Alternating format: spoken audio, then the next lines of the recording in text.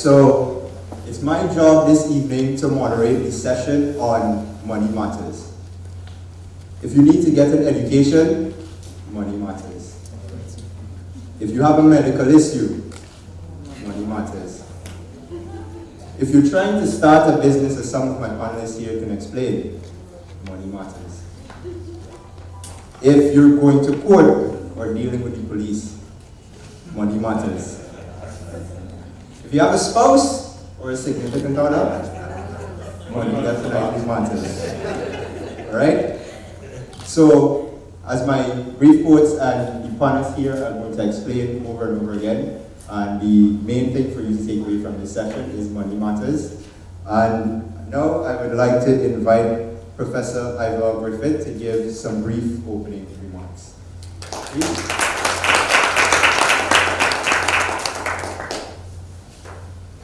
Give a round of applause to Kevin. He is in his first semester at our School of Entrepreneurship and Business Innovation. Give him a round of applause. Good evening. Good evening. Good evening. Good evening. Good evening. I'd like to see by a show of hands how many of you have been to a Turkeyen Tain Talks before. Wonderful. How many of you attended the first Turkeyen Tain Talk? Everyone who attended the first Turkeyen Tain Talks needs to get a money prize. So pick one of these gentlemen or lady on the stage, and at the end of the Turkeyen Tain Talks, go to them and get your money prize for being at the first Turkeyen Tain Talks. If you've got something partisan to people with bald head, go to George. But you know, don't discriminate against people with hair also. I mentioned number one because, as you'll notice from the program, this is number 16. A round of applause for Professor Mohammed and the team that have consistently every 2 months find an important subject to have a conversation not only with people in the room, and we've consistently used this room. We started at Duke Lodge, we outgrew Duke Lodge, and we've moved here. But we've extended the perimeter of the conversation to people in the virtual sphere. And so I'd like to welcome not only you in the room, but our viewers online who are following us from different parts of the world. I asked some of our team members, what's the average viewership? It's between 5,000 and 7,000. A round of applause for all those who follow us. Now, as our moderator indicated, money matters. But I want to share with you one powerful sentence from a gentleman who we may not necessarily associate with money. And it's a gentleman called Nelson Mandela. What Nelson Mandela said was the following: money will not create success, but it will free you to have the will to be successful. Money by itself would not create success, but it can free you to have the will to be successful. But I would argue, notwithstanding the fact that I'm a big admirer of Nelson Mandela, will, while it may be necessary, is not sufficient. You've got to have the opportunity, as we hear tonight, to be educated about the ways in which you can create, keep, and expand your money. So this is a conversation that has not only the intent of talking in theoretical terms about success linked to money, but to extend the educational perimeters of all of us, whether we've got a lot, like men without hair, or a little, like vice chancellors of the University of Guyana. Money matters to success. Education about money matters as well. But I think we also know that money is not all there is in life. Important though it is, there is much more to life than money, and there are things that money can't buy. Let me share with you a couple of those things where there are what I would call money limitations. Money can buy a bed, but not sleep. It can buy a computer, but not brain. It can buy food, but not an appetite. It can buy finery, but not necessarily beauty. Money can buy a house, but not necessarily a home. Money can buy medicine, but not necessarily health. Can buy luxuries, but not necessarily culture. Can buy amusements, but not necessarily happiness. Can buy an acquaintance, but not necessarily friends. Money can perhaps buy obedience, but not faithfulness. And last but not least, it can buy sex, but sometimes it cannot buy love. And so, as we have the conversation about that important ingredient in our lives called money, I think it's important for us to extend the perimeter of our relationship with money and importance of money in our lives to recognize that while money is important in life, in our livelihoods, there are things that money cannot buy. But let me end on a note in suggesting that particularly in our nation, our society, as we look to first oil and beyond, and there'll be a lot of money, we also need to be grounded in values. With wealth, with oil wealth, the experience of many societies suggests there can be corruption. We need to be grounded in the values of integrity, of honesty. Not pursuing the money in any way irrespective of the law, irrespective of your humanity, irrespective of your family, to rob, to steal, just to get the money. I would commend to us all value. Values are important, and the value of honesty, the value of integrity is important. Let me end on the following note. A program like this does not just happen. And as we designed the Turkeyen Tain Talks, and as we have had several other series, the Conversations on Law and Society, we had a wonderful conversation not too long at Guyana on indigenous languages. There are some cardinal features of these conversations and Turkeyen Tain Talks. One of those features is to build partnerships and sponsorships.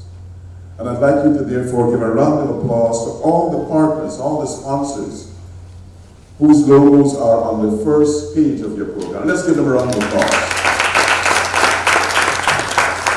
They have put their money where their mouth is. Their money has been talking, and we need to appreciate them. A cardinal feature as well of our conversations and Turkeyen Tain Talks is involvement of our students in a variety of roles, and you'll hear from one of our dynamic students, not only in the panel, but one of our dynamic student leaders towards the end. For us, these Turkeyen Tain Talks enable some of the soft skills of our students to be practiced while they're at the university, before they get out, building the soft skills, building the relationships. That, for us, is an important cardinal rule. And the third, and I made reference to it earlier, for us it's important to extend the discourse beyond a physical space. So we found a way in almost all of our Turkeyen Tain Talks to live stream, to enable people beyond Georgetown, beyond the Pegasus, or wherever we hold it. We've sometimes gone to Parbatie, several times, I think 3 or 4 times, but it is also always live streamed wherever we go.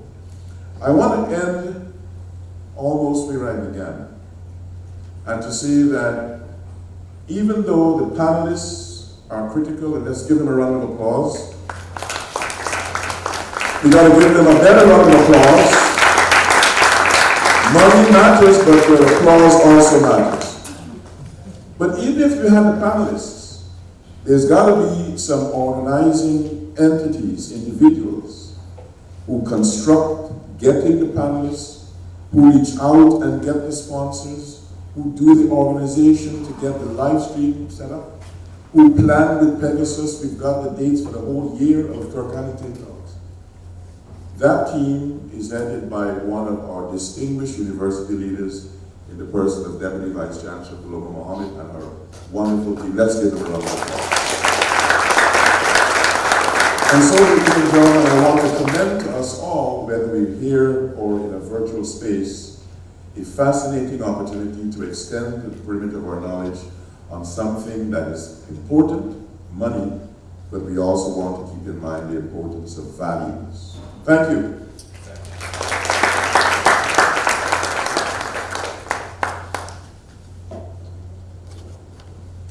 Another round of applause for Professor Griffith.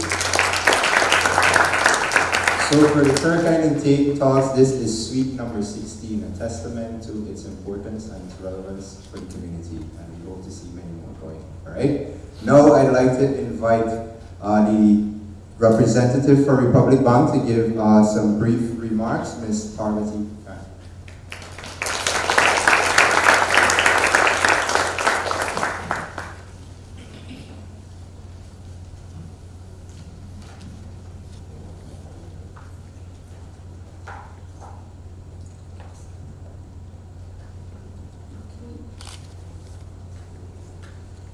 Professor Ivelaw Griffith, Vice Chancellor, University of Guyana, Dr. Paloma Mohammed Martins, Deputy Vice Chancellor, PACE, University of Guyana, other senior officials of the University of Guyana, distinguished panel, specially invited guests, ladies and gentlemen, members of the media.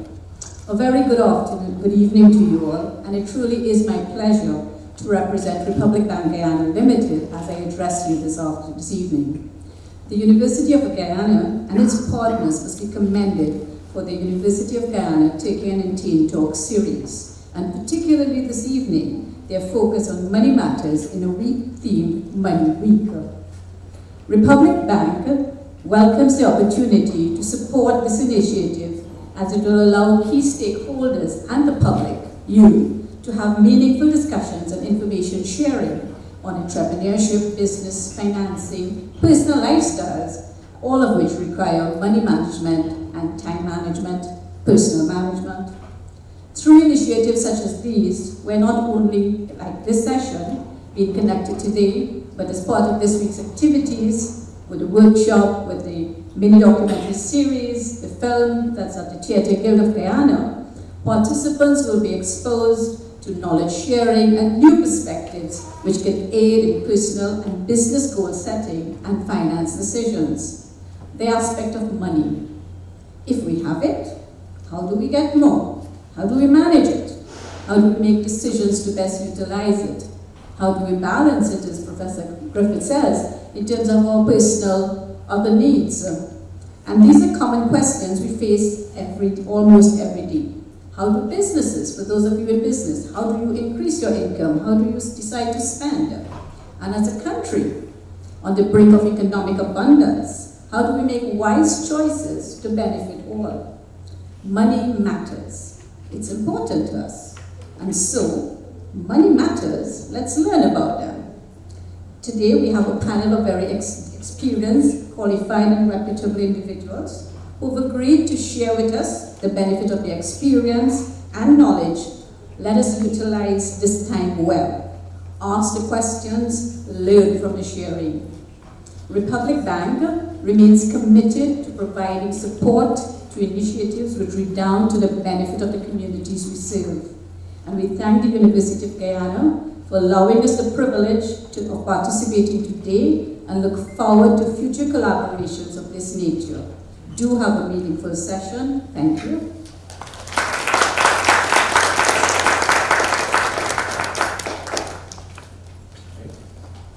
Thank you, Ms. Khan. Now I'd like to invite Mr. Michael Joseph. I'd like to invite Mr. Michael Joseph, the Secretary of the Ministry of Finance, to give some brief remarks as well.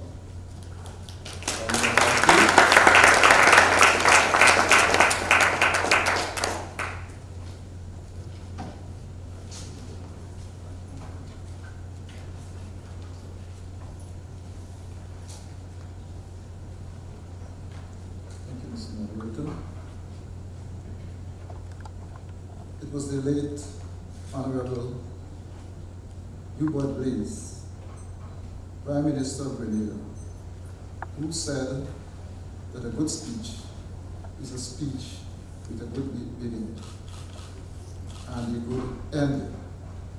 But the closer the ending is to the beginning, the better the speech.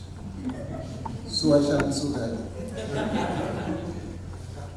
Vice Chancellor of the University, Professor Ivelaw Griffith, academic and administrative staff of the University of Guyana, Moderator of proceedings, students of Turkeyen Tain campuses of the University of Guyana,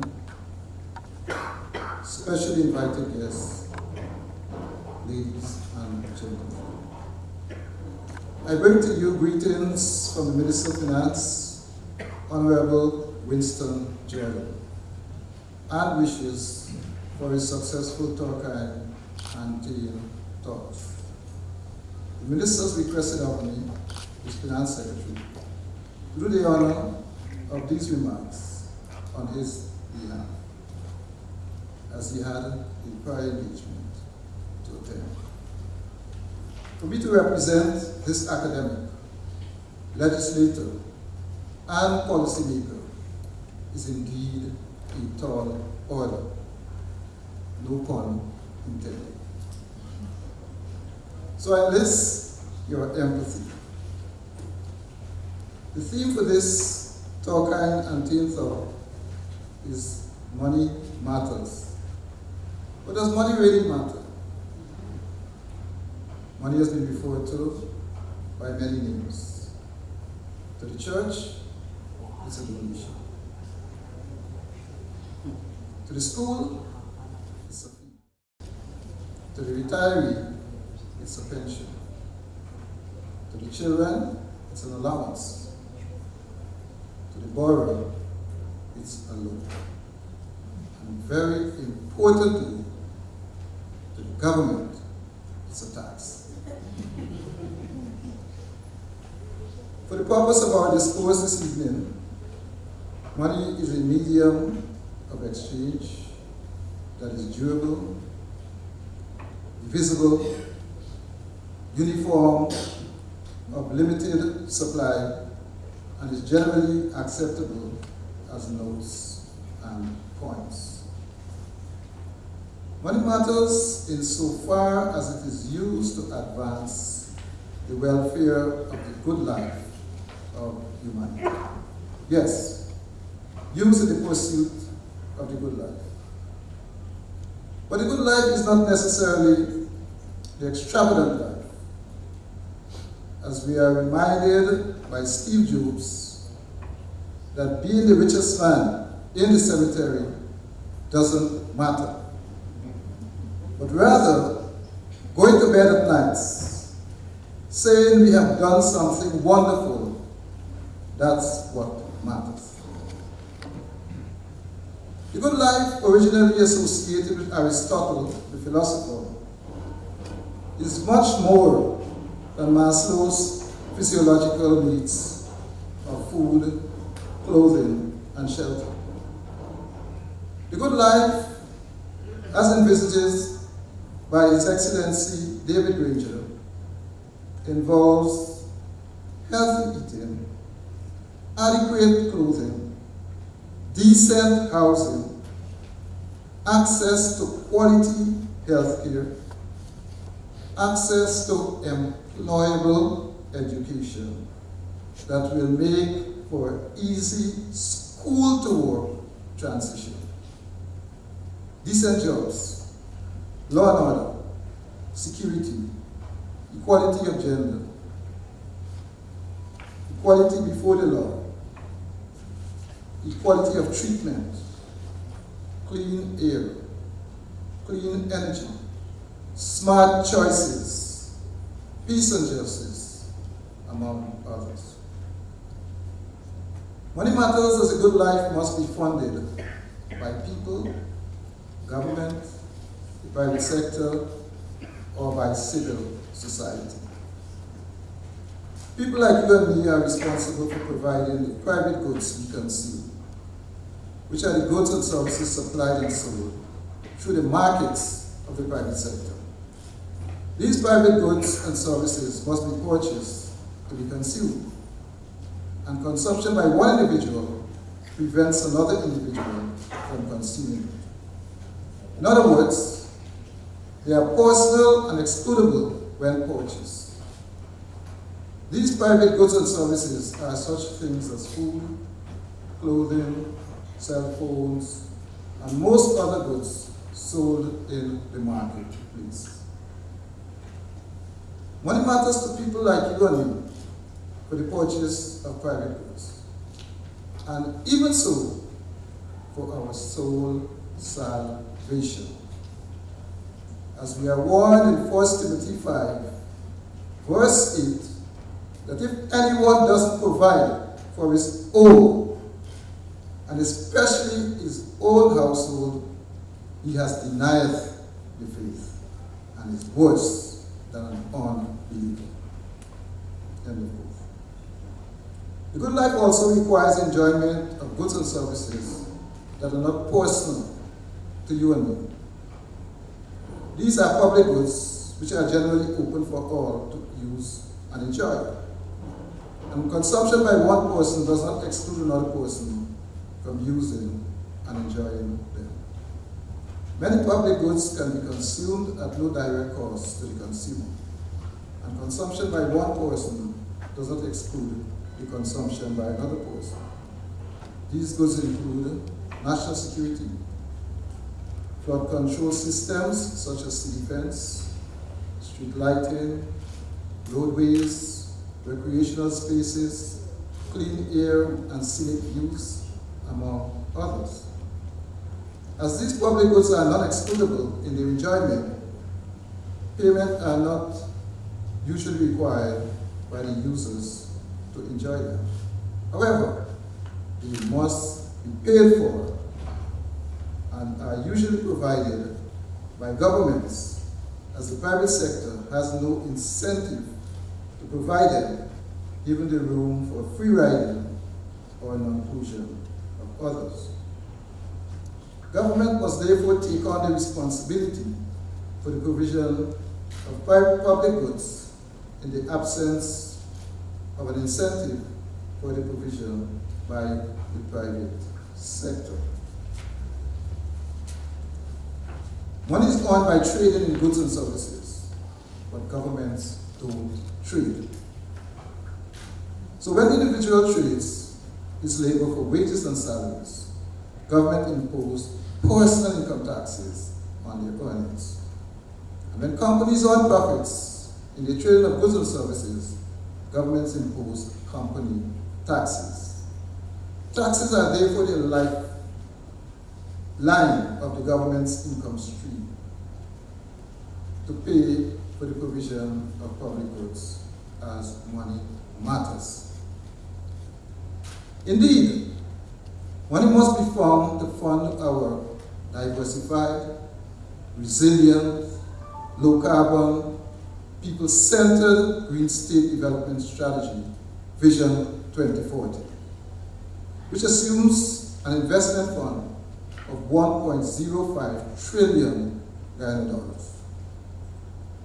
The income base of households and the private sector largely constitute the pool from which government can tax and raise money that matters for the provision of public goods and services.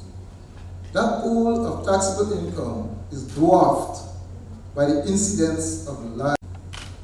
The mindset is characterized by hard working, creativity, persuasiveness, visioning, risk tolerance, flexibility, decisiveness, self-starting, and collaboration. And these can be honed through entrepreneurship education.